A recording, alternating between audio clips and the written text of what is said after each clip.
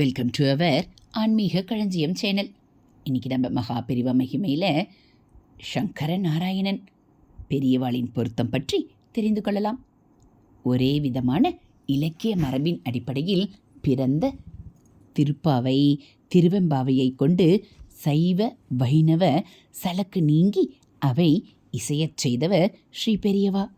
அர்த்தநாரீஸ்வரர் போல திருவெம்பாவைக்குரிய ஈசனும் திருப்பாவைக்குரிய கண்ணனும் ஒரே மூர்த்தியில் பாதி பாதியாக இணைந்த சங்கர நாராயணனாயிருப்பதை வலியுறுத்துவார். இவர்கள் ரூபத்தில் பாதி பாதியாக சேர்ந்திருப்பவர்கள் என்பது முன்பே பல சொன்னதுதான்.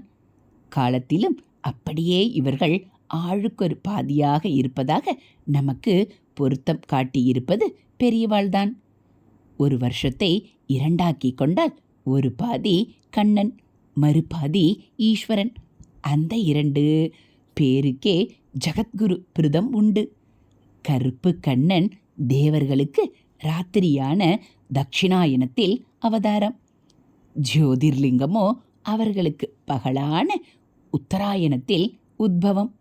கண்ணன் பிறந்த கோகுலாஷ்டமிக்கும் லிங்கம் உத்பவித்த சிவராத்திரிக்கும் இடையே சரியாக 180 நாட்கள் இருக்கும் என்ற அரிய விஷயத்தை அவர் சொல்லித்தானே நாம் அறிகிறோம். இது மகாபெரிவா அருளிய பெயர் பொருத்தம். இதுபோல் மகாபெரிவா மகிமைகளை நீங்கள் தெரிஞ்சுக்கணும் அப்படின்னா மறக்காமல் நம்ம சேனலை சப்ஸ்கிரைப் பண்ணுங்கள். கூடவே பெல்லைக்கானை கிளிக் பண்ணி ஆளுங்கிற பட்டனையும் அழுத்திடுங்க.